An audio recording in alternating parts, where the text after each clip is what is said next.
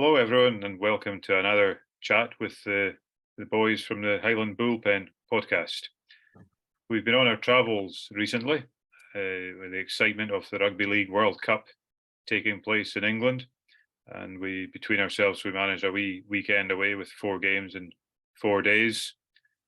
Saw 3 of the home nations there, Scotland, Ireland and Wales from the British Isles, and some of the Southern Hemisphere teams as well. So we were served up a great treat of rugby league football.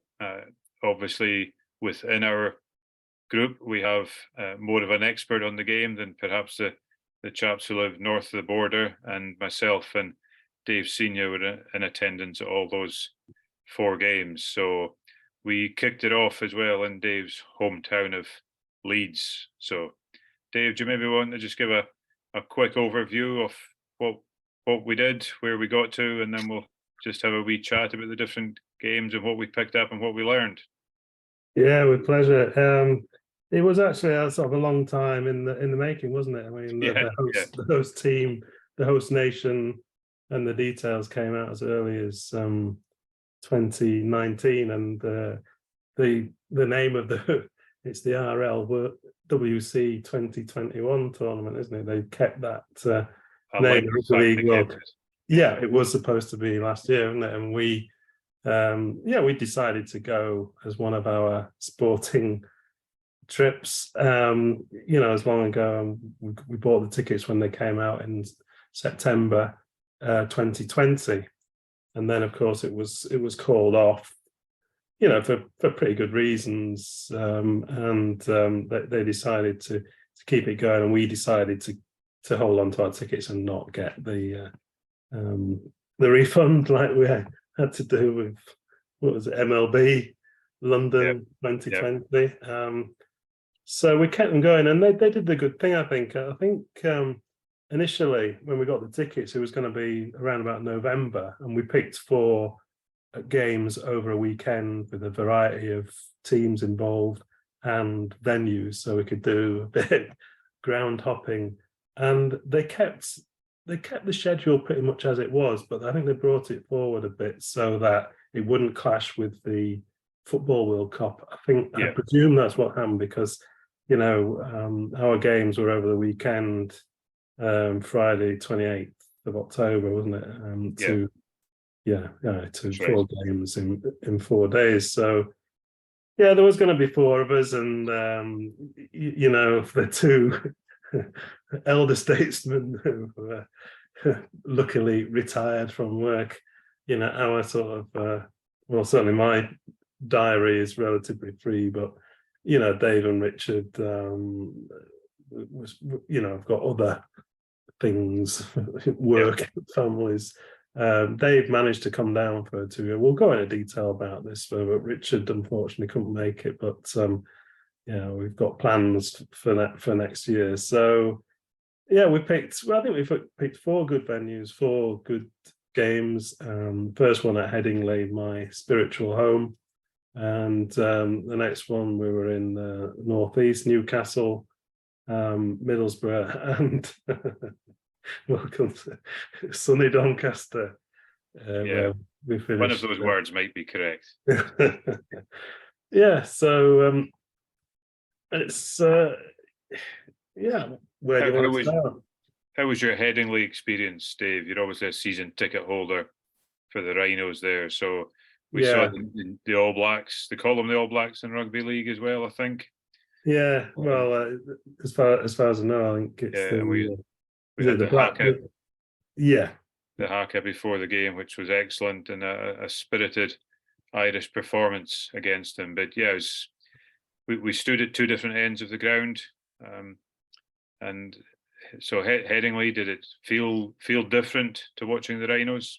Well, I thought it was a really good atmosphere. There was 14,000 there. It's a stadium that will hold. It's under 20,000 these days. That they have back in the old days before, when it was all terracing. I think they've had 40,000 in there. But it was a good atmosphere, and there's a big Irish community in Leeds. It was all over UK really, but it was well supported, wasn't it? And in the 13, there was two very prominent Leeds Rhinos players in the Yep. fullback. Richie Myler is a terrific player, and James Bentos, who is, a character in the game, a fantastic player. So, yeah, bound to get behind the underdog, but there was some, some bona fide Irish fans there, and the Leeds fans were definitely behind them. In fact, did they not go in the lead? I don't know. I think they did score early on in the game. Yeah, got a penalty, didn't they? And, in truth, I think they played pretty well against a really strong team. Yeah. And eventually, I think they did run out reasonably comfortable winners, New Zealand. But Ireland, it was quite a spirited performance, scored 2 tries, which were the 2 biggest roars of the day, I think, from the South Stand, which is where we were, the South Stand terracing. I did think about upgrading to one of the hospitality suites, but I thought I wanted you to have the South Stand experience. It's the new South Stand, but it's still got the same punters in it. So, and we were very fortunate to have Jeff with us, who's very well quoted at the club, and he got us into the new hospitality suite in the stand, that overlooks both the famous rugby ground and the equally, if not more so, famous Headingley Test cricket ground, the Howard Suite.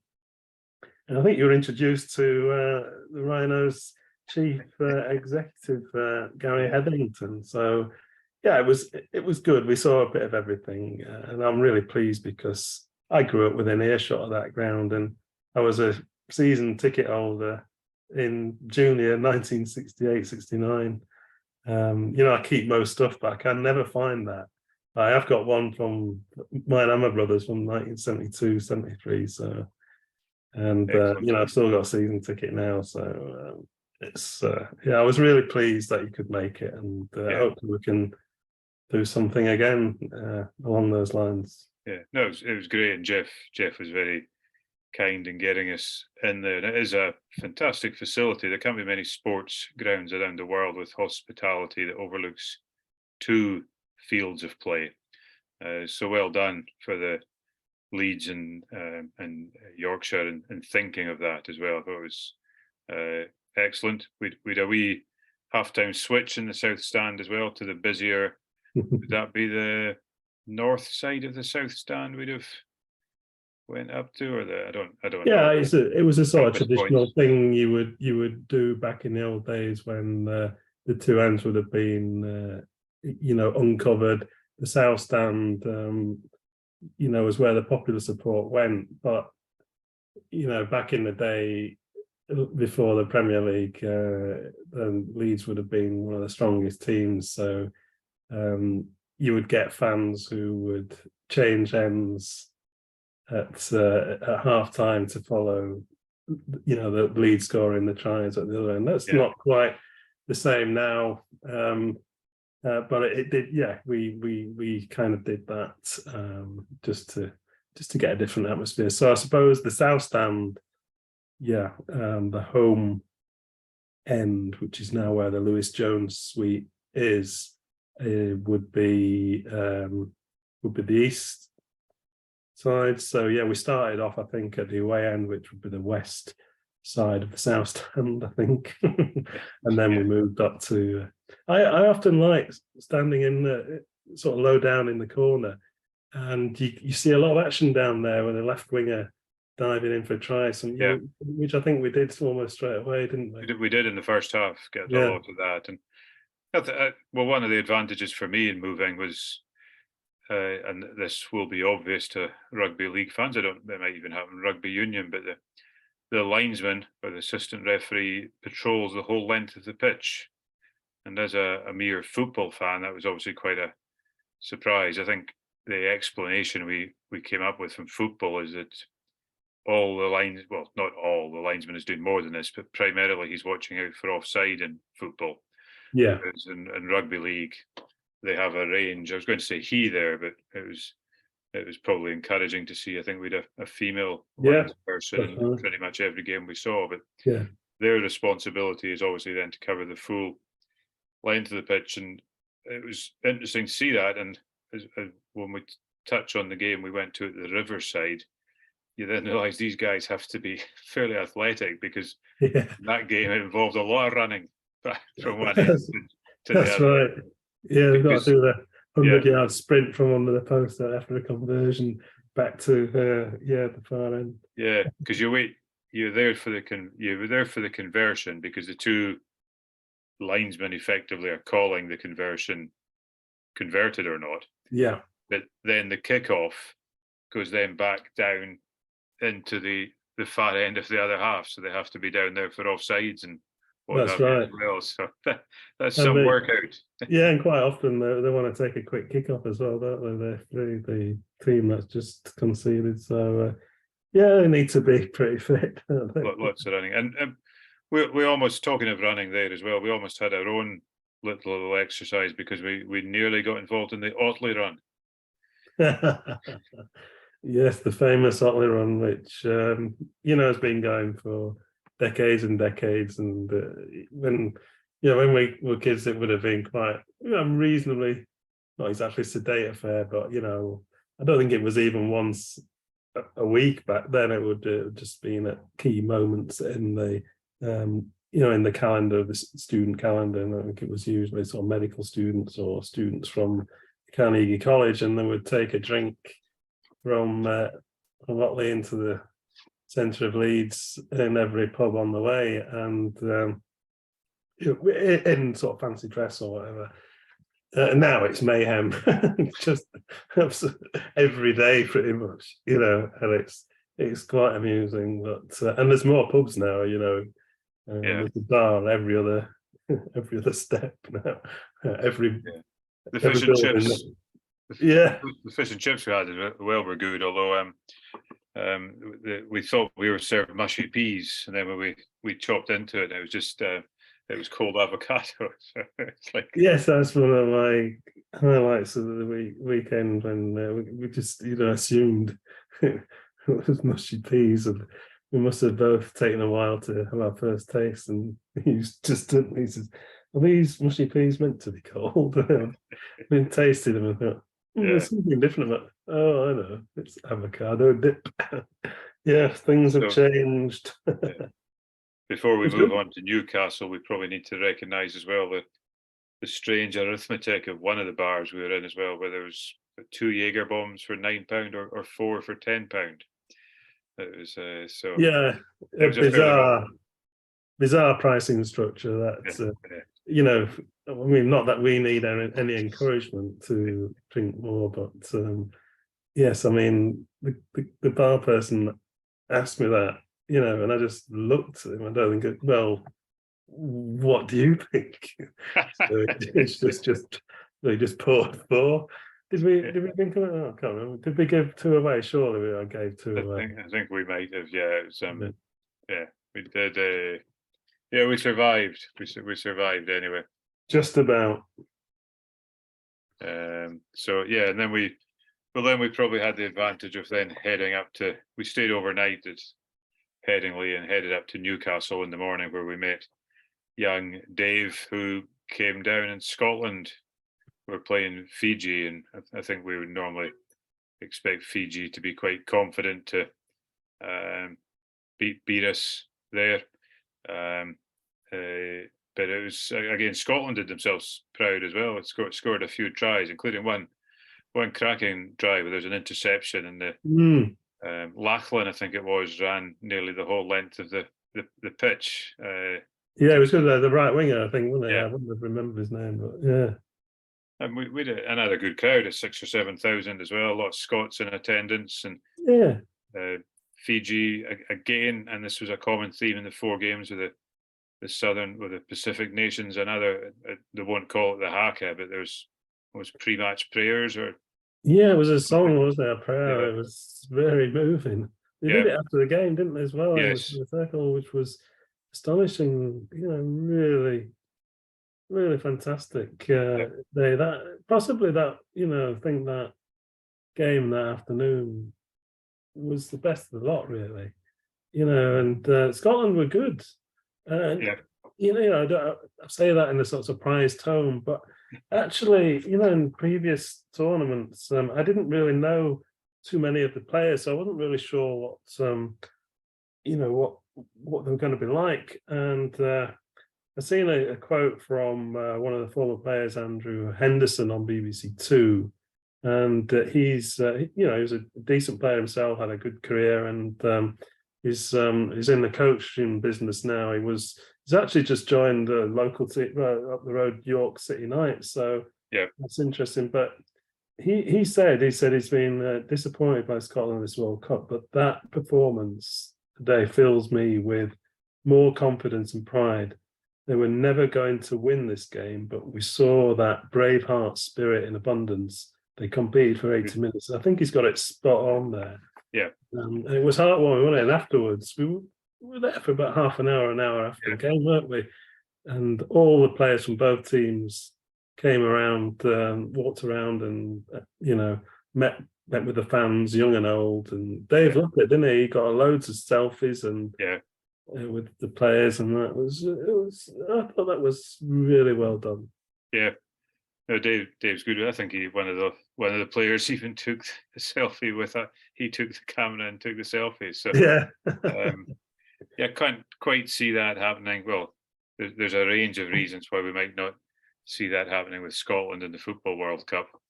But it was good. And then the Fiji lads were coming out and speaking to everyone. Well, all these island nations as well, they all had local support or home support from their coming to the games as well, which is great.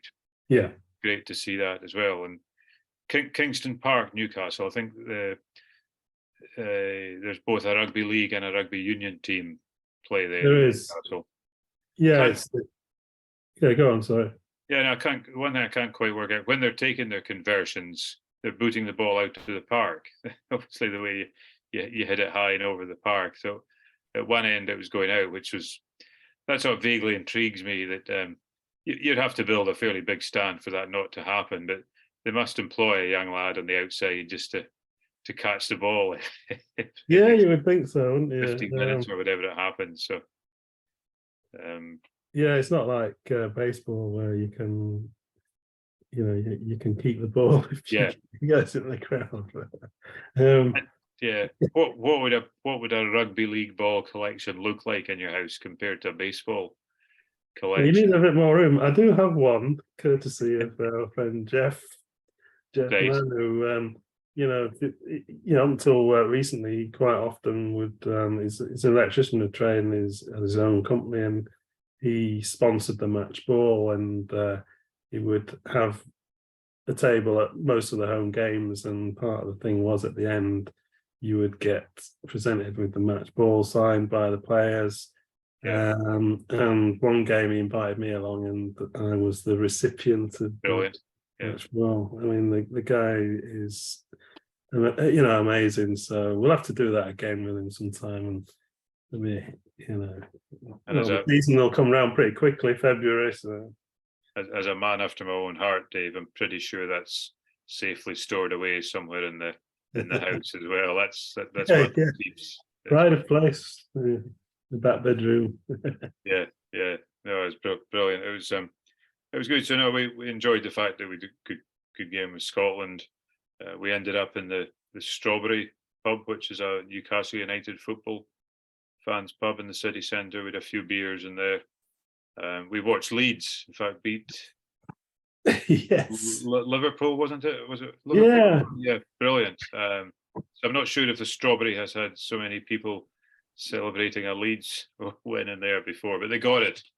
I mean,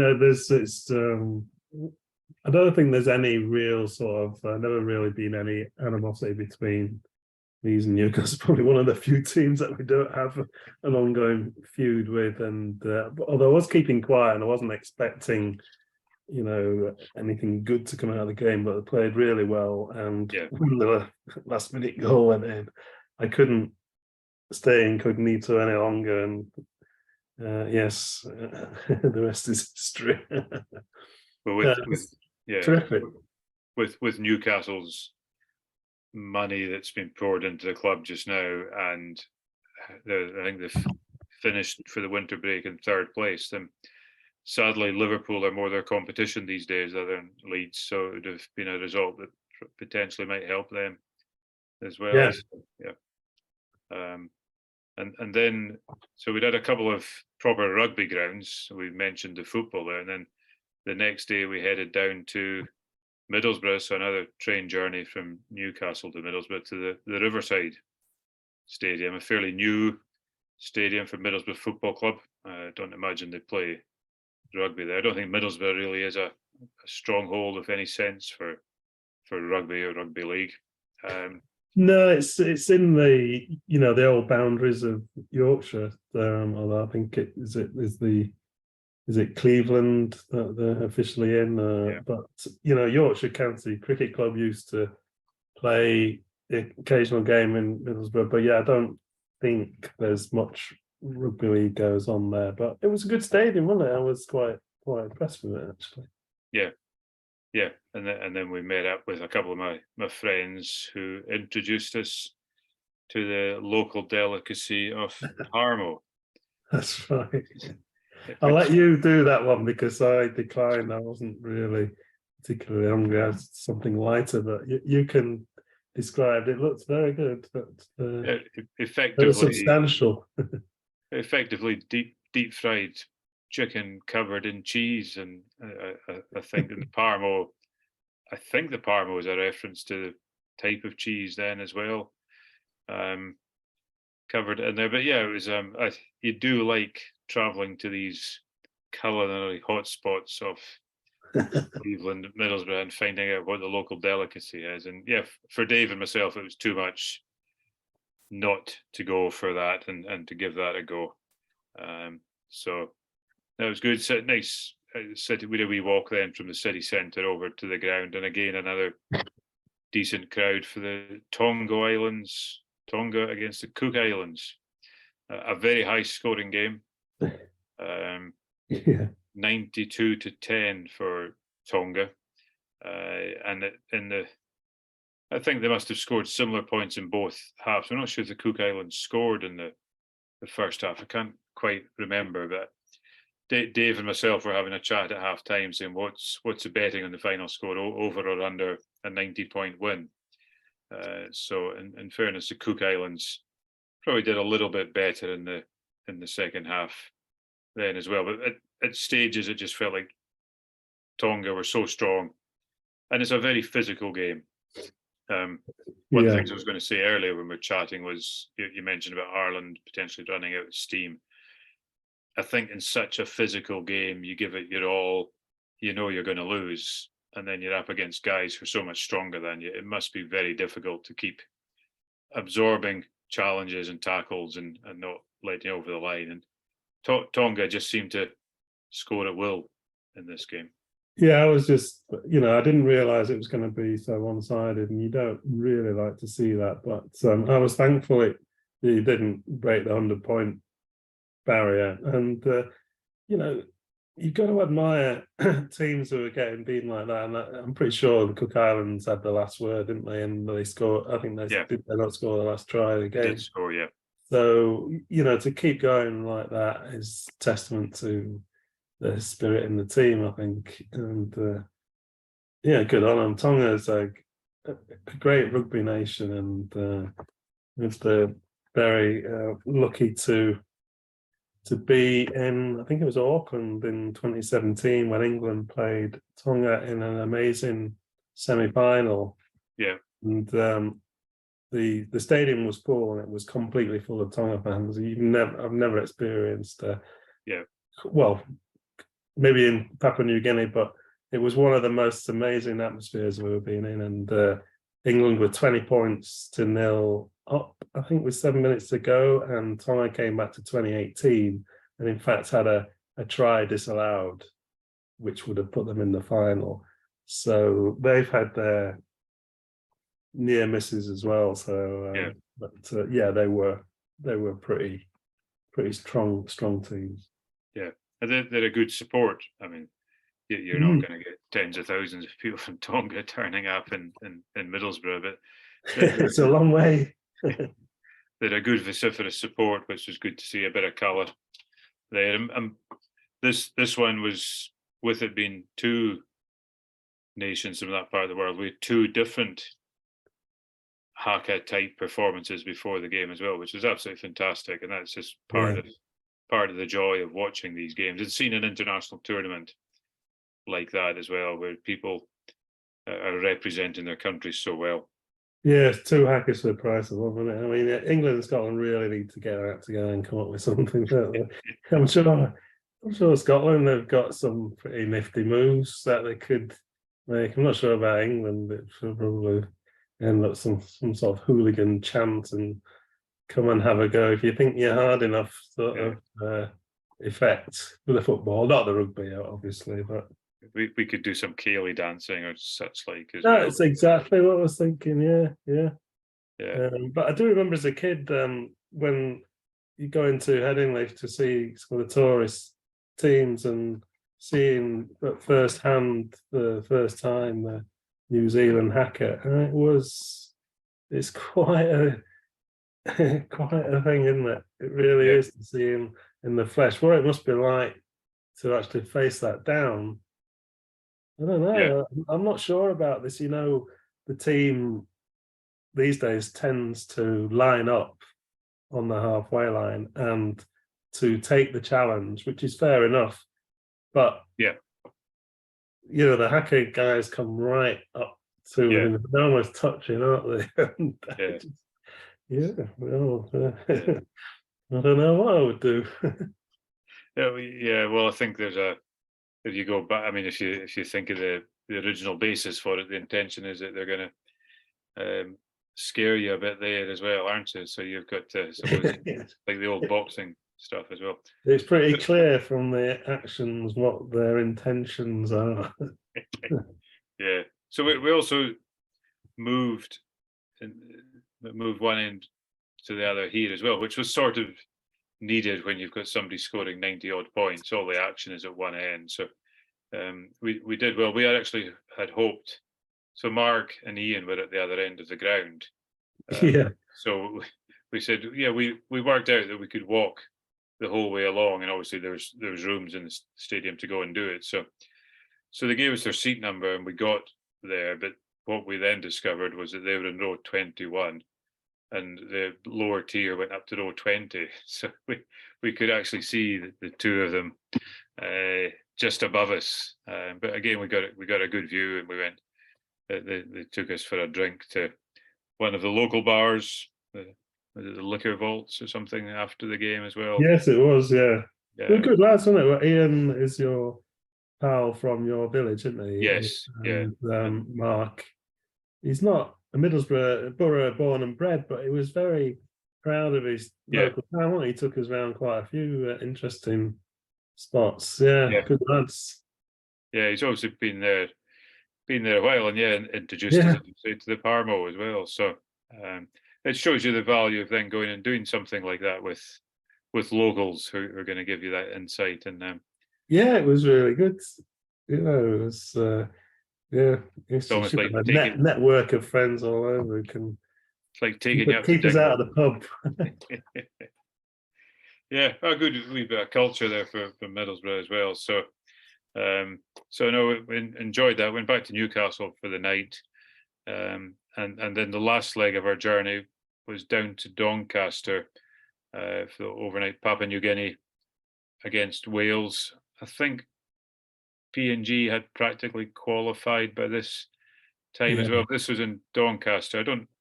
Not quite sure that our customer experience was as good here as perhaps the other games. We were going to get the bus. We couldn't really find much of a crowd in the town trying to have a drink beforehand. So it was odd, wasn't it? You know, you couldn't really. But I mean, there was a couple of positives. Let's go. There was the nicest cafe you ever to visit. Was Back in Time Cafe, quite near the station, and we went in there we'd had a because we'd had a breakfast, haven't we? The Geordie breakfast in a I cafe forgot in about the that. Yeah, Granger Market in Newcastle, which is, a full proper fry up. yeah. I've Really still good. not had to have food since then. It was good value, £7.50, including a cup of tea or coffee. And so that set us up for the day. We didn't fancy a pint straight away, did we? So I went for I think it was like it seemed to me as though it was run by the Slovakian. There was quite a lot of there's a little sort of library attached to it. And I was having a look at some of the books. So it was really, really good experience. But yeah, we couldn't find any fans, could we? No. Into one pub, and there was nobody really there. And then we went to the Spoons, and there was a guy wearing a Wales shirt. So we thought, oh well, this is it. But it was very odd, and it wasn't a great experience, was it? Because time was knocking on, and we were going to get a taxi up. The ground is quite a bit out of town, and this guy says, "I will get the bus."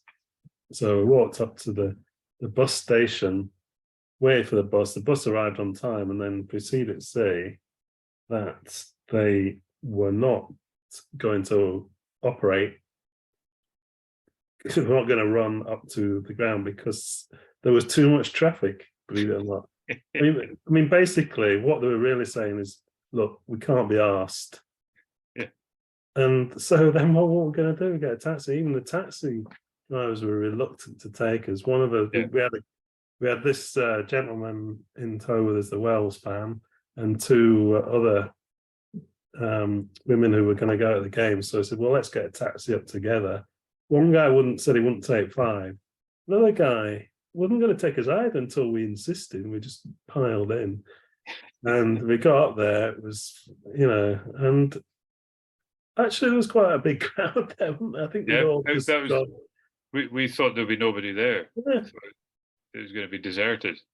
I think they must have all driven there, and then just driven back, because coming back was a nightmare, wasn't it? There was no buses on anyway.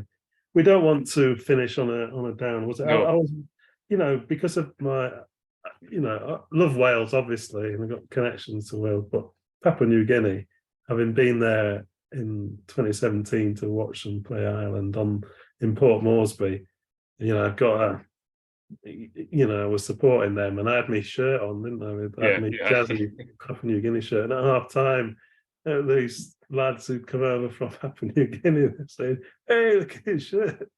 In fact, that was the second compliment I had for my attire that weekend, which is not always the case. A waitress in Middlesbrough liked the Tonga. Yes. Yeah. Yeah. No. Yeah. You got to reach out with the guys from PNG as well, and they did okay in the World Cup as well. Yes, I think they're just it's their national sport, that and headhunting, which is quite similar really. Occupation, that rugby league and headhunting. But yeah, it's their national sport. It's really important to them, and you like to see them doing well. But there's some strong teams in it, aren't there? As we've seen, Samoa, Australia, obviously, and New Zealand and England just missing out yet again. Yeah. So how do you feel about that? A 1-point defeat to Samoa in the semi-final? Yeah, I mean, they obviously they met in the first game of the tournament, and a lot of experts were saying, well, watch out for Samoa, because they've got 6 or 7 guys who play prominently in the NRL in Australia. In fact, are qualified to play for Australia, but they've specifically chosen to play for their home country, Samoa, and good for them for doing it. But England beat them 60 points to something. But it's quite clear, and rugby league is a game like this. If you're not ready, if you're not 100% ready physically, tactically, that can happen. The best teams can get beaten quite heavily, and they had, between that and the semi-final, they had some other games and some very tough games, and they were ready, and it really was a good game. England had their chances, but it went, it was a draw at 26-26, and then they go to this golden point extra time. So it's basically net score wins it. So, usually it is a drop goal. They'll get, it's only worth 1 point in rugby league because they want to discourage players from doing it. They want to encourage open play and going for tries. But when it comes to the extra time golden point, then that's quite often just what you need. And I think they charged down the first one, didn't they? England, they had a couple of chances, and then they got into an attacking position and threw it back to this guy who was 40 yards out, left footed over, and that was it. Tough for England, but good for Samoa,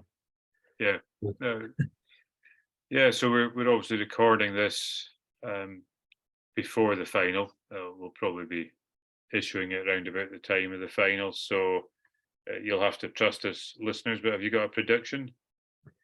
Or is it fairly obvious what's going to happen? Both the semi-finals were classic games of rugby league that really showed rugby league at its best. In fact, the Australia-New Zealand game, the pundits on TV, Wilkie and Peacock were saying it's probably one of the best games we've ever seen. And, there was only a couple of points in it. And New Zealand had their chances, but, Samoa looked good, but the Aussies, they will do it for 80 minutes, and they are on a slow burn. They're getting better and better and better. They're quite a young team, so they haven't played a lot of international rugby since the last World Cup. So I think it's a fascinating game. I'd like to see Samoa do it, but you've got to admire Australia. What has it been, 15 tournaments since 1954? They've won 11 of them, and great. England has never won it. Great Britain has won it 3 times. In fact, they won it in the last one in 50 years ago. And was it 1970? Because actually I was there. Right. The final was at Headingley. The Battle of Leeds, bruising encounter, which Great Britain won. So really, in recent history, I think New Zealand won it in 2008. But apart from that, for the last 50 years, it's really been Australia's trophy. So I think they will do it on Saturday. I think it'll be close. I think Samoa will give it a good go. But I think it'll be the Aussies again. We'll have to wait until it's going to be. We'll have to go to France next time. 2025 or 2026 or 2025. It'll be. I think it's 25. But so we've got time for that one. We've got time to plan that. They might not have the same ease of geography, although I guess their train system might be a wee bit better than ours as well, to get around a few games in a long weekend. But yeah, I'm even more encouraged knowing that the last triumph from our country involves Scotland. I'm not quite sure how many of our players were playing, but we don't really need to investigate that. It's probably not worth investigating. Yeah, I should have checked, but my memory from there was a Scot in was it Callans who played for Leeds in the 70s. There was the fullback Redfern. There you go. This is 50 years ago. I'm thinking of now, but there were some prominent Scots playing, and 2008 and 2013, Scotland did quite well. Danny Brough was the captain, the Huddersfield Town halfback. So that's some good players. I think they just didn't quite have, they had the spirit. They just need a few more players playing at the top level to give them a boost. Yeah, good. That's a nice point to finish on. I've certainly enjoyed. It's only a couple of weekends ago, but reminiscing over that weekend as well. Great sport. Good to catch up, spend some time together, see a wee bit of the country, tick off a few more stadiums. So we hope you guys have enjoyed having a wee listen to our alternative sports podcast on the Rugby League World Cup. And we'll no doubt catch up with you soon again, folks.